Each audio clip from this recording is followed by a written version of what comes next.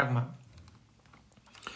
Porque podemos entender y todos sabemos la actuación del eje hipotalámico hipofisario adrenal. Como este hipotálamo recibe una serie de señales, segrega la corticotropina. Esta corticotropina, release hormone, lleva a las adrenales, a la pituitaria, a la hipófisis, y esta hipófisis segrega la ACTH y la ACTH llega a las adrenales y las adrenales segregan cortisol. En un estado de estrés, por un proceso inflamatorio, quieres huir frente a algún aspecto o alguna situación que veas de peligro y este hipotálamo se activa, se genera una activación de ese eje y tu cortisol genera una respuesta, tus adrenales generan una respuesta segregando cortisol. Este cortisol tiene un efecto antiinflamatorio, pero si tiene un efecto desde el punto de vista continuo, si esta señal de alarma es continua, si tú tienes un estrés prolongado, tengo una oposición y ¿cómo voy a estar? Voy a estar estresado, durmiendo poco, exceso de catecolaminas, el sistema simpático va a estar en un aumento del tono, al parasimpático, al vago, seguramente que es posible que le cueste generar una buena respuesta moduladora, etc., con lo cual vas a estar en un aumento del tono simpático. Este aumento del tono simpático genera por vía aferente aumento de producción de activación de este eje, hipotálamo. Entonces el cortisol ya no tiene un efecto antiinflamatorio, ya tiene un efecto, prácticamente podríamos decir que tiene un efecto inflamatorio. ¿Ok? Entonces, de una forma muy sencilla, el efecto del cortisol, que era antiinflamatorio, que era reparador de tejidos, que era en esa situación, en esa fase aguda de hiperactividad del eje AHPA, ya no tiene ese efecto. Con lo cual empezamos a cambiar la forma de actuar de todo este sistema. ¿Ok? Y una de las cosas que ocurren y es muy frecuente en lo que es el estilo de vida, el famoso estilo de vida o nutrición clásica de lo que sería la nutrición mediterránea, la brillantez de la nutrición mediterránea. Pues desgraciadamente la nutrición o la famosa nutrición mediterránea está detrás de la sobreactivación o la posible activación de este eje hipotalámico hipofisario. ¿Ok? O de la alteración de este gut-brain axis, de este eje intestino-cerebro, puede estar detrás el hecho de que tengamos este tipo de nutrición mediterránea tan sumamente saludable, entre comillas. Todos sabemos que tenemos los enterocitos. Y estos enterocitos lo que hacen es que al tener una buena permeabilidad de la barrera por un buen estilo de vida, que os voy a comentar ahora determinados detalles que espero que cambies o al menos bajes para que tu barrera intestinal esté mejor y no estés padeciendo el famoso leaky gut o el famoso intestino pinchado, entre comillas, o el intestino permeable, que está detrás de tanta patología autoinmune y tanta patología gastrointestinal, tanto esto famoso que se ha puesto ahora de que es que tengo un SIBO y ahora todo el mundo se está haciendo las pruebas del SIBO, se están gastando 400 euros para hacer las pruebas y te dicen, efectivamente, tiene usted SIBO. Clásicamente, si tú tienes este tipo de estilo de vida o este tipo de nutrición, tú ya sabes que vas a tener un favorecimiento de la permeabilidad de la barrera intestinal. Y todo esto va a tener unas consecuencias desde el punto de vista de todas esas pequeñas disfunciones en la salud, de todas esas pequeñas disfunciones intestinales, de todas esas pacientes que los médicos meten dentro de la dispepsia funcional o el síndrome de intestino irritable o el síndrome de intestino cabreado, como me dijo una vez una paciente que me hizo muchas gracias, que me ha dicho el médico que tengo el síndrome de intestino cabreado. Bien, pues lo tenéis aquí. Entonces vamos a ver. Nosotros sabemos que existe una permeabilidad de la barrera intestinal natural que permite pasar determinados alimentos, permite pasar determinadas moléculas, permite pasar determinadas sustancias, permite pasar determinadas estructuras. Todo eso se hace de una forma natural, estructurada. Si se produce toda esta permeabilidad de una forma anómala y patológica, comienzan a dispararse las enfermedades autoinmunes y todas las patologías médicas que os he contado. Con lo cual, aquí ves que hay unas estructuras, estos serían los enterocitos, que son las células que están en medio, con las vellosidades. Y vemos unos como una especie de hilos, de conexiones que lo interconectan y que lo hacen que tengan una solidez y una consistencia. Estas sustancias o estas moléculas, estas uniones se llaman los tight junction. Y los tight junction son sumamente sensibles a determinadas sustancias que te voy a contar ahora. ¿Bien?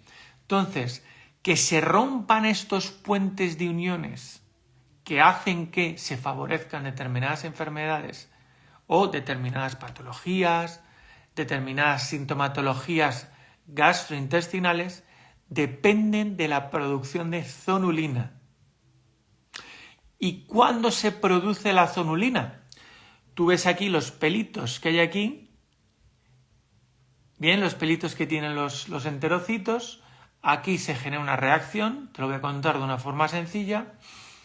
Cuando determinadas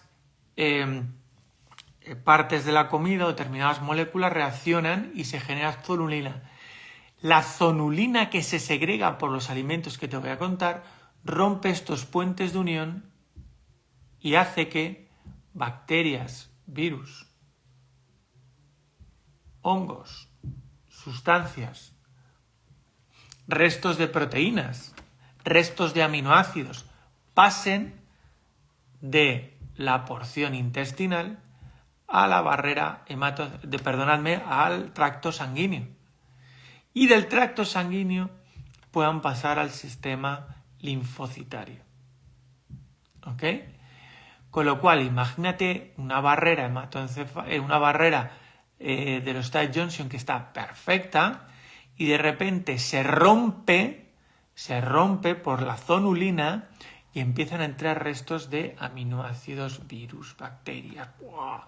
Todo esto como si fuera la película esta del Señor de los Anillos y las puertas de Mordor se van a la mierda. Venga, entra ahí todo Dios y se ponen Frodo y todos estos ahí a dar espadazos a todo Dios que pillaba por ahí abajo. Pues perfectamente podían darle un orco, pero a lo mejor pasaba Gandalf por ahí y se lleva una hostia sin saberlo. Pero oye, si soy yo soy de los buenos, ¿por qué me acabas de dar un mandoblazo? Ostras, es que no me he dado cuenta. Porque yo entiendo que si entra aquí un montón de moléculas, sustancias, células, bacterias, virus, yo ataco a todo porque soy el sistema inmune. ¿Me sigues? Entonces, al romperse esta zona, el sistema inmunitario ataca a todo el que pasa por ahí. Y así se rompe esta barrera. Entra todo el mundo y se produce un ataque a todo lo que pase por ahí. Si hay restos de aminoácidos,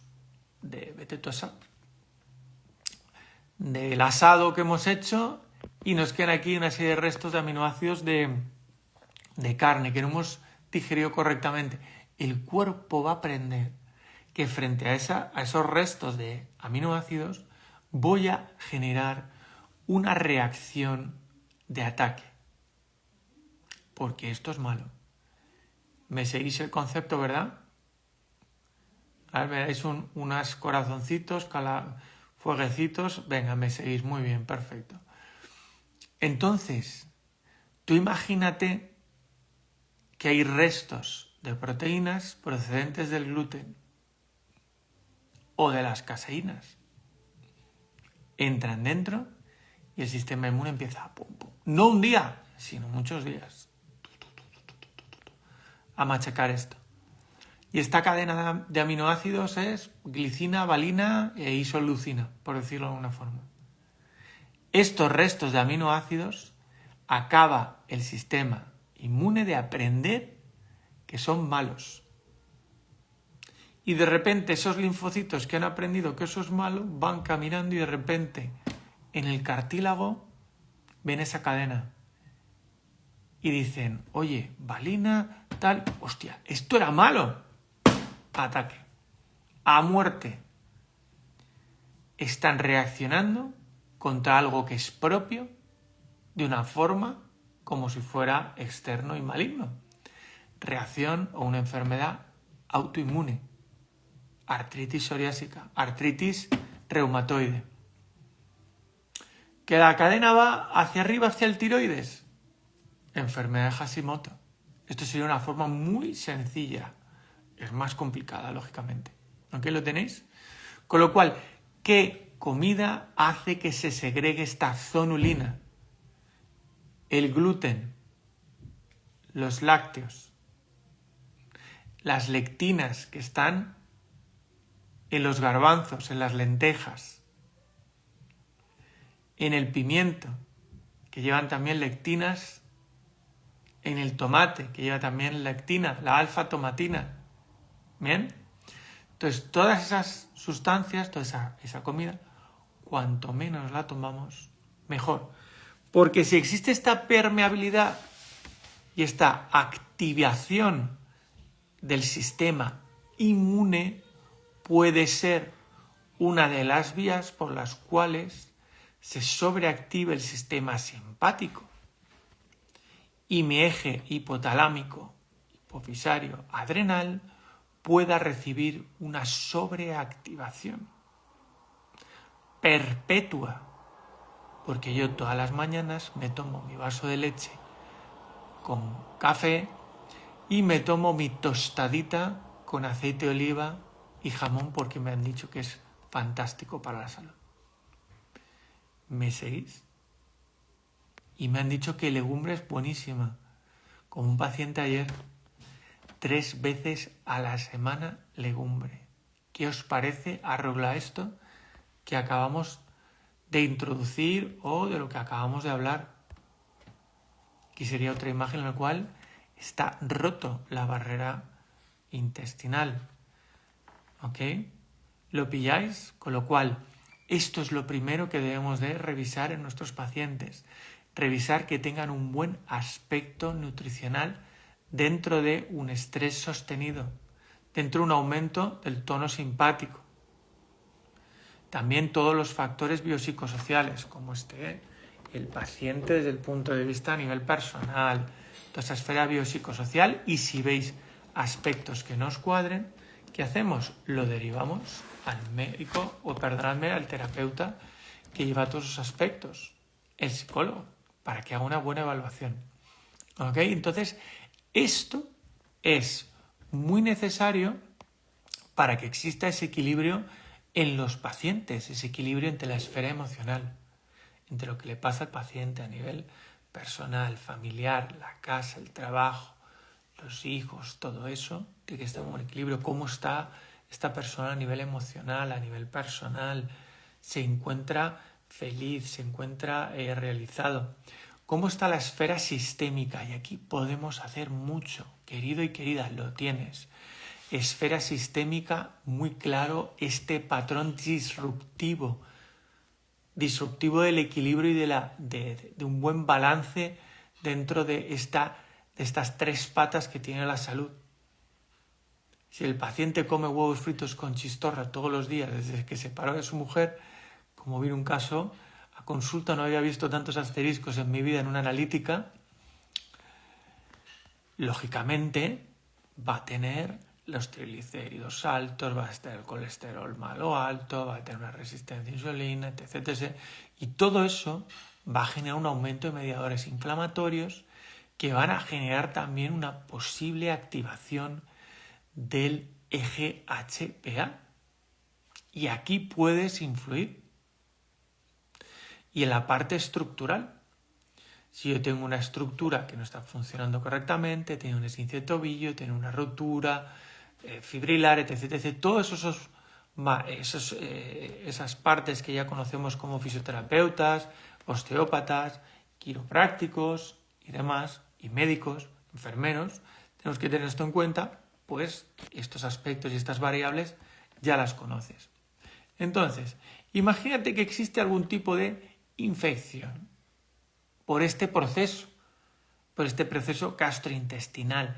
Esa permeabilidad de la barrera ha permitido, por un paciente que pues me he mudado a pacientes que me cuentan esto, es que mira Raúl, yo me he cambiado de trabajo y ahora el tiempo que yo tenía para hacer mis comiditas y tal y dedicarle mi tiempo no lo tengo. Y ahora como en cualquier sitio, cualquier cosa, me estoy notando hinchado, etc., que eso sonará un montón.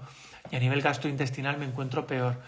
Estoy más estreñido, voy al baño peor y se ve todos estos factores. Y además ahora tomo más pan que antes no comía, estoy metiendo más leche, más queso. Y estoy notando que hay muchos cambios que estoy empezando ahora a relacionar ahora cuando estoy hablando contigo. Lo entiendo. Entonces, toda esta LPS, que es una cubierta que está dentro de esas bacterias gram negativas, genera una sobreactivación del sistema inmune desde el punto de vista periférico, ya sea en estas diferentes estructuras, los nódulos linfáticos, en el timo, ya sea en el bazo, en esos lugares en los cuales se maduran los linfocitos, van a aprender. Hay un sistema de maduración, por decir una forma, inespecífico, y hay otro más específico, que son los linfocitos T y los linfocitos B.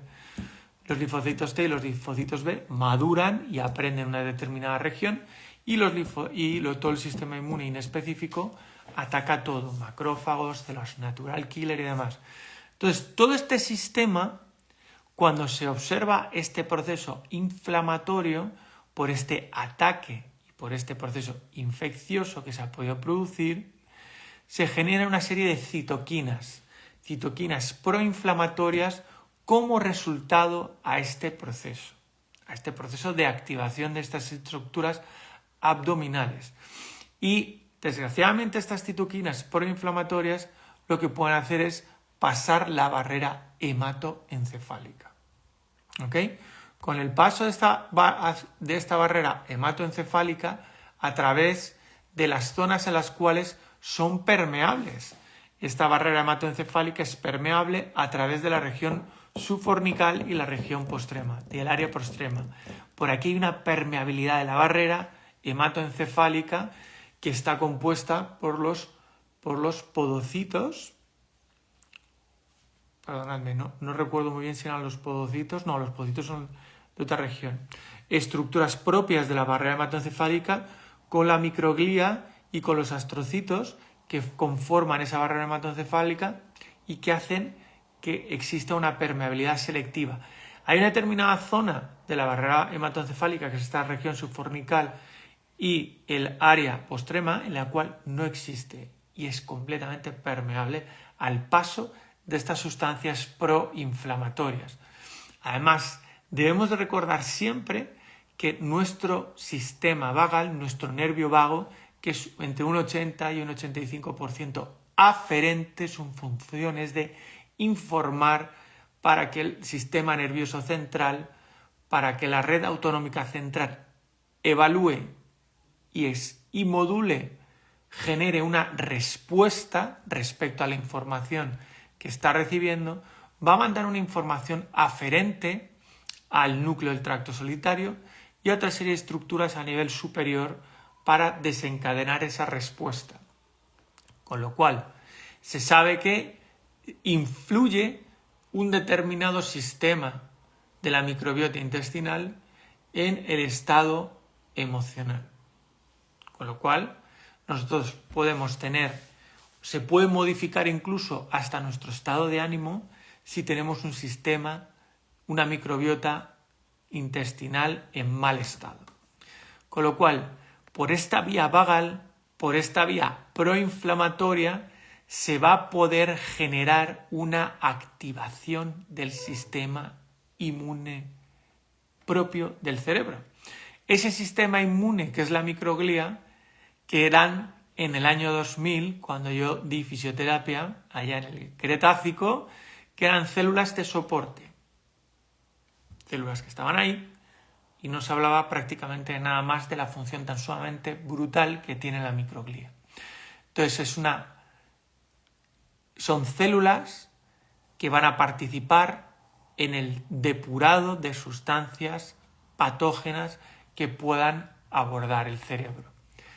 Si tienen pocas sustancias, hay una buena función de la microglía. Si esa permeabilidad de la barrera hematoencefálica, y además esa entrada masiva de sustancias proinflamatorias genera una sobreactivación de la microglía.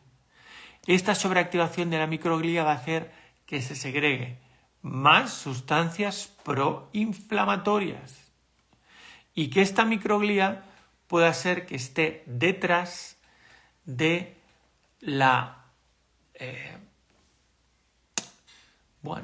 por decirlo así de alguna forma, del empeoramiento de las conexiones dentro del sistema nervioso central y en la dificultad de la generación de una buena neuroplasticidad. Con lo cual aquí la microglía va a ser una estructura que va a ser sumamente importante para evitar el desarrollo de enfermedades autoinmunes dentro del sistema nervioso central, como son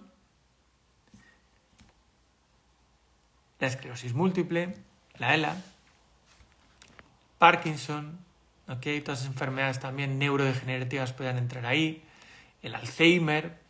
Acordaros lo importante que es proteger, entre comillas, a nuestros mayores, porque ya empiezan a darles pastillas a tutiplén, y una de las pastillas que se les da es un omeprazol para protegerte el estómago. Acordaos que el estómago es un pH entre 1,8 y 3, y el omeprazol no protege el estómago, disminuye la acidez del estómago. O sea, es decir, alteramos la fisiología propia, endógena, de nuestro estómago. Si existe una hipocloridia de tu estómago, tu digestión va a ser más lenta y va a haber una famosa bacteria que está ahora dentro también de muchos análisis, que lo hacen muchísimo, que se llama el Helicobacter pylori. Y el Helicobacter pylori prolifera en estadios alcalinos del estómago. Con lo cual, cuidado con esos excesos que se les hacen a las personas mayores, porque prolifera el Helicobacter pylori. Y además, algo muy importante es que disminuye la absorción de ácido fólico si introducimos omeprazol. Si disminuye la producción o la absorción de ácido fólico, se favorece los procesos inflamatorios dentro del sistema nervioso central por los factores amiloides dentro del sistema nervioso central. Con lo cual, si tienes que tomar omeprazol, toma ácido fólico. Mi recomendación. ¿Ok? Con lo cual, aquí tenemos esta microglía y estos astrocitos. Estos astrocitos que forman parte de esa barrera hematoencefálica y que están detrás de la correcta función de la barrera hematoencefálica, de un apoyo a todo lo que es el sistema neuronal, darle un sistema de soporte al sistema neuronal, dar un sistema de apoyo para que exista una buena función de nuestro sistema nervioso central, y eso es algo que vamos a introducir en la masterclass, cómo estos astrocitos puedan aumentar o alterar su función natural y ser los desencadenantes también de algo sumamente patológico como es los procesos de neuroinflamación y alterar la neuroplasticidad. ¿Ok? Entonces, por estas aferencias que le llega al hipotálamo procedente del nervio vago, recordar a través del núcleo del tracto solitario y esos pasos ascendentes, que no quiero meterme en ello, llega al hipotálamo y fijaros cómo este hipotálamo puede generar también esa producción de cortisol para intentar generar un efecto antiinflamatorio a través también de esa vía eferente colinérgica antiinflamatoria que tiene el nervio vago. ¿Okay? Con lo cual podríamos tener este proceso en uno de nuestros pacientes. Y además, fíjate cómo adicionalmente por esta vía ascendente que se produce a través de todas esas aferencias que le llegan al núcleo del tracto solitario, llegan aferencias procedentes del nervio vago, e incluso cuando nosotros estamos respirando, inspirando y expirando, también el nervio frénico está mandando informaciones aferentes que llegan a la corteza somatosensorial para vehiculizar una información descendente que va a estar pudiendo influir desde un punto de vista emocional por la situación del paciente. Aquí va a poder llegar esta información descendente por esa vía límbica, por esa vía emocional inconsciente, sobre la ínsula, sobre una de las regiones interoceptivas que va a poder también recibir información a través del trigémino y también a través del tracto espinotalámico. Y a través de toda esta región que está dentro de esa vía límbica, de esa vía emocional, se puede dar un cariz a toda esa respiración, a toda esa información que nos llega desde la esfera diafragmática. Acordaros que, si no lo sabéis, el diafragma tiene receptores también para la inflamación. ¿Okay? Con lo cual, esta información que está expresando y modulando descendentemente la ínsula con un carácter emocional puede estar detrás de esta inflamación crónica de bajo grado que tengo porque llevo comiendo fatal desde que me he ido de mi beca Erasmus y estoy aquí en Italia y he cambiado mi nutrición y estoy comiendo todos los días pasta. Ahora entiendo por qué hay días que me encuentro triste, hay días que me encuentro sin energía, hay días que me encuentro fatigado por esta posible expresión descendente. ¿Ok? Y eso podría ser una de las vías descendentes, y aquí tenemos una de las regiones en las cuales se conecta nuestro diafragma con el eje HPA, hipotalámico, pituitario, adrenales. Si no lo sabes, te lo cuento. El nervio frénico tiene un ganglio frénico que tiene fibras catecolaminérgicas desde un punto de vista histológico, no en perros, en gatos, en monos, sino en seres humanos. Con lo cual, eso quiere decir que tiene una relación o una función simpática. Y si tiene una función simpática, podríamos decir que esta porción simpática puede venirle desde el ganglio cervical inferior y el ganglio cervical medio, que aquí lleguen, o podríamos decir que esto sería las fibras postganglionares de todas esas o esa segunda neurona procedente de esas primeras neuronas en la región cervical media y baja.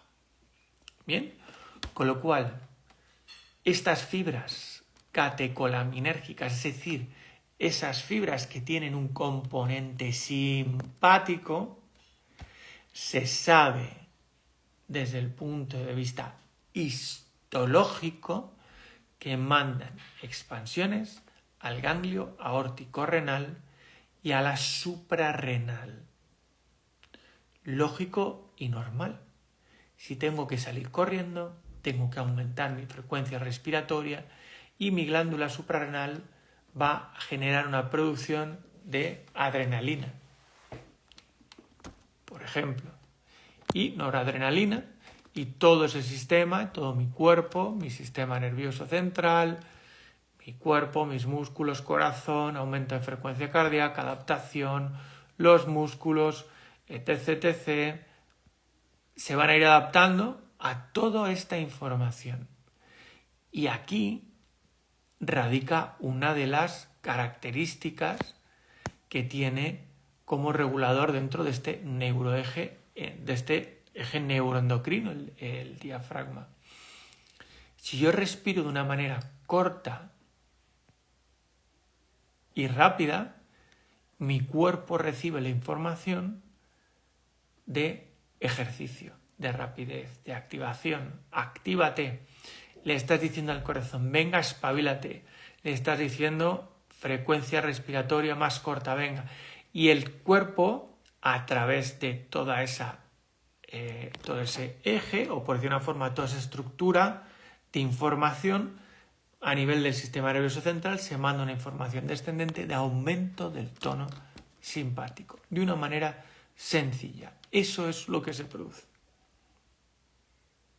Bien, con lo cual, si yo respiro de una forma rápida o expiro rápido, haciendo una hiperventilación, estoy dándole al cuerpo estímulos horméticos desde el punto de vista simpático, es decir, aumenta, espabilate, porque quiero que te actives. ¿Ok? Fíjate que aquí tienes esa conexión. Que sepas que también hay una conexión entre el pulmón y el intestino. En estudios se ha visto que cuando existe una permeabilidad o una infección intestinal, se han visto que esas mismas bacterias, cuando se hacen evaluaciones histológicas, se hacen pruebas desde el punto de vista diagnóstico sobre el pulmón, se han visto que hay una proliferación de las mismas bacterias del intestino. Interesante, ¿verdad? Con lo cual, si se ha roto esa permeabilidad de la barrera intestinal, si tengo un intestino inflamado, podría pensar que esto también está detrás de esas inflamaciones pulmonares o de enfermedades relacionadas con la inflamación pulmonar. De una forma sencilla. Con lo cual, a través de esa infección vía LPS, puede generarse una activación del sistema inmune que puede desencadenar en una inflamación sobre mi esfera respiratoria. ¿Ok? Con lo cual, aquí tienes otra vía de comunicación entre el intestino y el pulmón. Una vía sencilla. Con lo cual, ¿qué es lo que puedo hacer? La triple R. Respira, regula, restaura. ¿Ok? Con lo cual, ¿aquí qué es lo que vamos a hacer? A través de la respiración, de inspirar y expirar de una forma lenta, profunda, expandiendo costillas, expandiendo el abdomen, aumentando el diámetro vertical. Acuérdate del segundo directo en el cual estuvimos hablando de la mecánica respiratoria, trabajando esas vías de conexión entre el intestino y el pulmón a través de la respiración. Pero no solo es a través de la respiración, como yo puedo contraer el diafragma, expando mediastino, flexibilizo pleura, vehiculizo que se drene el sistema linfático pulmonar a través de ese intercambio de presiones. Ya lo vimos también todo ese mecanismo en otros directos. ¿Bien? Sino, no olvides trabajar tu intestino. Con lo cual, algo que tienes que hacer inevitablemente si quieres trabajar todas estas relaciones pulmonares, intestinales, debes de mejorar tu intestino. ¿Te suenan esos pacientes con asma? Con la alteración del sistema inmune a nivel pulmonar. a lo mejor hay que empezar trabajando cómo está la barrera intestinal. ¿Qué te parece este cambio?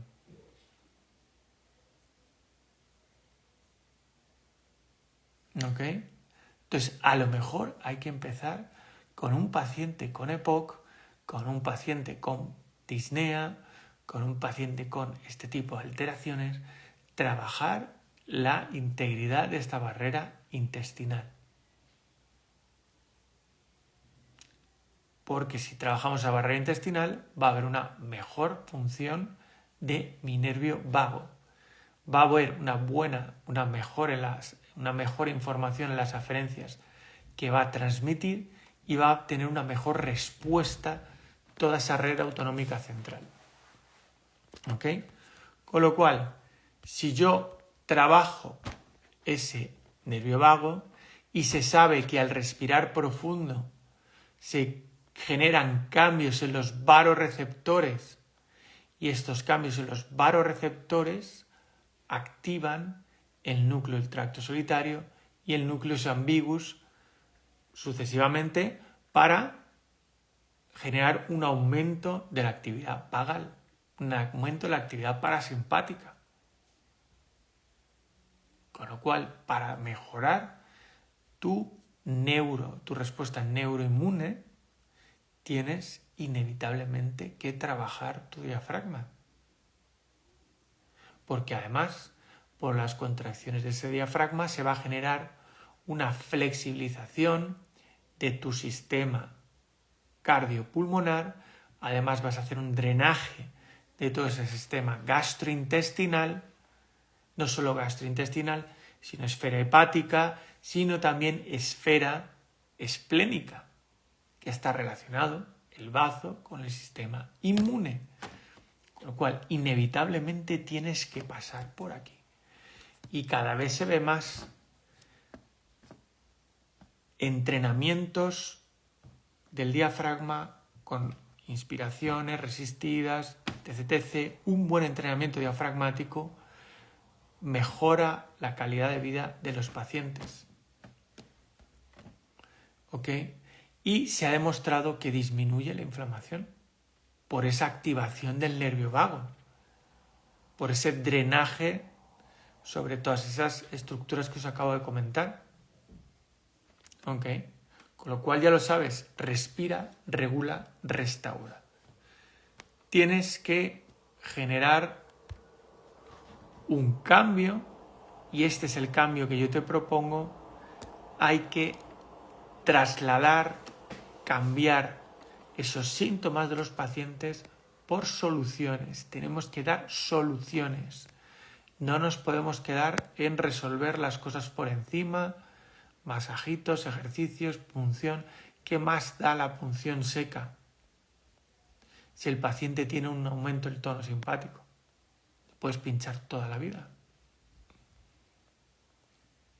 Si hay un aumento del tono simpático, hay un aumento de interleucina 6. Si hay un aumento de interleucina 6, que se sabe histológicamente que existe un aumento de interleucina 6, histológicamente los puntos trigger cuando se hace una evaluación y una biopsia con un ecógrafo. Con lo cual, eternamente pinchando músculos, con lo que me gusta la punción, lo reconozco, pero no lo empleo como primera estrategia. Con lo cual, para mí, alguien que lo hace como primera estrategia, sin evaluar estos factores, va mal. Sin evaluar el diafragma, sin evaluar el resto de aspectos del tono simpático del paciente, sin evaluar la variabilidad de la frecuencia cardíaca, no va bien. ¿Ok? Con lo cual, aquí está uno de los efectos que tiene el respirar profundo. ¿Crees que es importante para ti mejorar la calidad de tu nervio vago, que está detrás de la actividad antiinflamatoria? Estamos tratando todo el puñetero día inflamaciones. De todo tipo. Ya sea en sistema gastrointestinal, muscular, articular, Estamos hartos. Estamos viendo pacientes ya mayores que empiezan a tener deterioro cognitivo. ¿Por qué tiene que ser ahora que ya lo presenta y no midiendo la variabilidad de la frecuencia cardíaca y viendo que está ya instaurándose un problema? Se sabe que al respirar profundo aumenta la interleucina 10, que tiene un efecto antiinflamatorio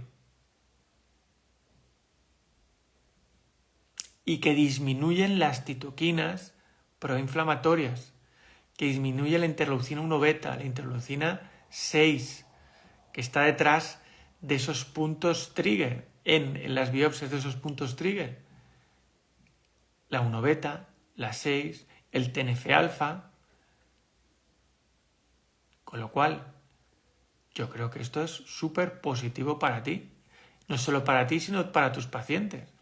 El cortisol, hay una reducción del cortisol, dado que a través de la vía aferente que tiene el diafragma, las fibras aferentes frénicas tienen un relé sobre el núcleo paraventricular del hipotálamo, que es una de las regiones, aquí en el núcleo paraventricular del hipotálamo, se segrega ese cortisol. Con lo cual, ¿te parece interesante a través de respiraciones profundas decirle a tu paciente, haz esto para estar más tranquilo, dormir mejor, no tener tantos puntos gatillo? Es que me duele la vertical, la lumbar, el hombro y es que vengo a que tú me lo soluciones y me tumbo boca arriba. No. Ya para ti eso es un error. Te has equivocado de sitio. Este no es el sitio. Yo no tengo esa intención terapéutica. Yo quiero que tú te encuentres mejor. Vamos a tardar un poquitín más, pero hazme caso. Vamos a ver cómo respiras. Vamos a ver estos patrones inflamatorios. Y vamos a vehiculizar y a elaborar una estrategia terapéutica. ¿Ok?